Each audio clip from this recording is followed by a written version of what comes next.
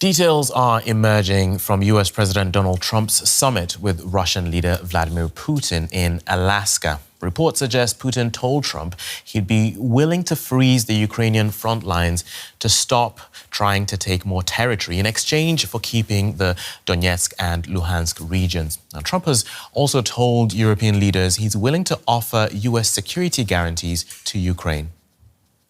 Let's get more on this. We're joined by security and defense expert Velina Tchakarova. She is the former director of the Austrian Institute for European Security Policy and now founder of a consultancy company called FACE. Good to have you with us. Now, President Zelensky is expected for talks with Donald Trump in Washington. What's at stake here?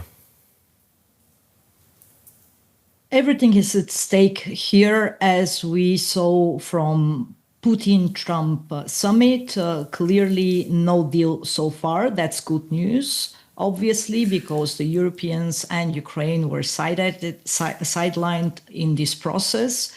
And now, of course, what's important is to see how the next move, not only by Trump, but by the European powers together with Ukraine would look like, because Ukraine is central to any deal. No long-term sustainable deal is actually possible without the participation of Ukraine. And of course, what we learned from this bilateral summit between Putin and Trump is that Europe will be present. Western troops were, so to say, recognized. I mean, the importance of future Western troops. And we know for a fact already that there will be a burden sharing. That means that even if Trump agrees on some sort of security guarantees by the United States, the major chunk of participation will come from Europe. And what steps do you think need to be taken to get there, not just for a deal, but one that's sustainable between Russia and Ukraine?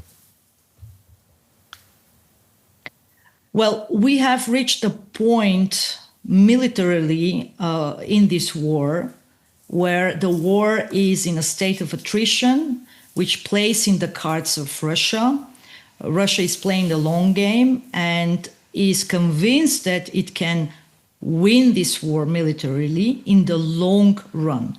Now, of course, we may argue that the Europeans have stepped in, have provided more and more financial aid. Military aid is now basically also being stepped up.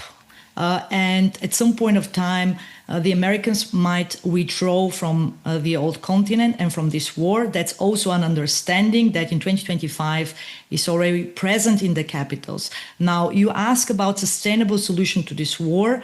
And right now, I don't have a lot of good news for you and our audience, because even a frozen conflict, let's say, there is an understanding. This was the message from the summit yesterday. And now it moves towards some sort of a deal. And Trump even wants it to be called a peace deal. And that means peace process right now. It is more or less basically in the Russian interest, because any ceasefire, even ceasefire at this stage, is about legitimization of Russian-controlled territories. It's legitimization of military presence of Russia on Ukrainian soil. So we are already in a kind of bad situation, but we still can do a lot when it comes to the European participation.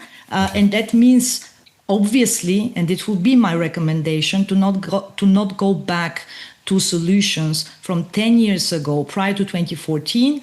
Right. One would be some sort of UN, let's say, peacekeepers on Ukrainian soil. Why? Okay. Because Russia has veto.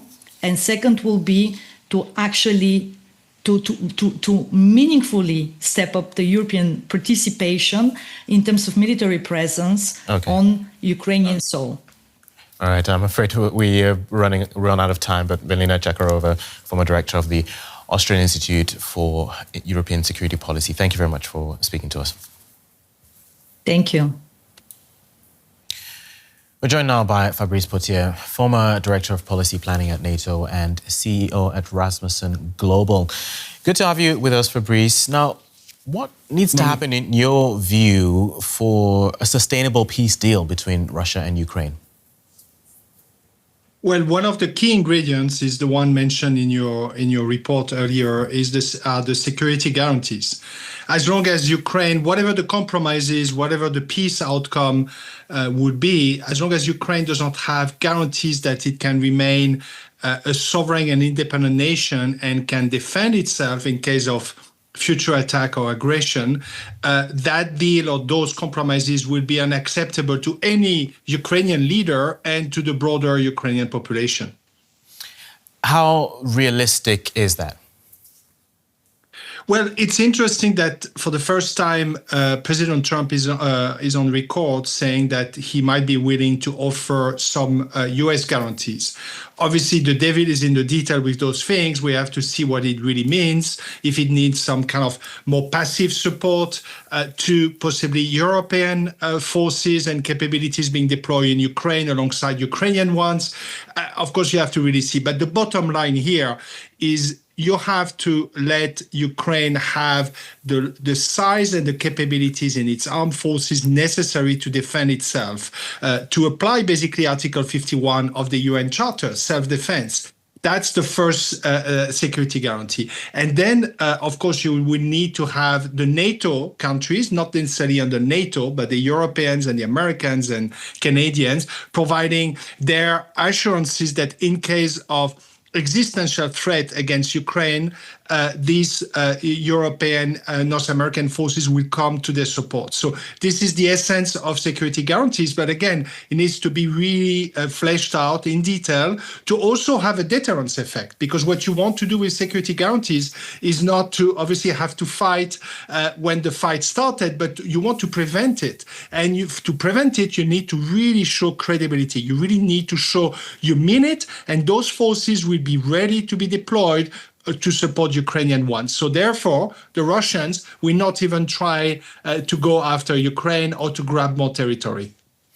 Now, there are growing doubts on the continent in Europe about how dependable the US is to provide, or how reliable the US is to provide protection. And there have been calls for Europe to develop its own nuclear weapons program in light of that. What's your take on that? Well, clearly, I think there's been a shift, and you see the French president and even the UK discussing a possible a kind of greater European dimension to their own nuclear deterrent. This has been in the making for a while, but it's probably being accelerated. And I think there are some dialogues between senior officials, between Berlin, Paris, London and a few other capitals. So that would be obviously a great addition to creating a more capable Europe that can stand on its feet. However, let's make no mistake here. We are up against the greatest nuclear power, Russia, alongside the United States. So numbers matter. It's not only about numbers, but nuclear deterrence is also about numbers. And the European numbers that are, in the hundreds cannot match the Russian numbers, which are in the thousands. So I think it can add some credibility. It can make basically Russian nuclear planners' scenarios more complicated, because they will have to do with some European scenarios. But it's not going to fundamentally change the equilibrium, which is essentially dictated between the United States and Russia. Okay. Fabrice Pothier, CEO at Rasmussen Global, thank you very much for speaking to us. Thank you very much.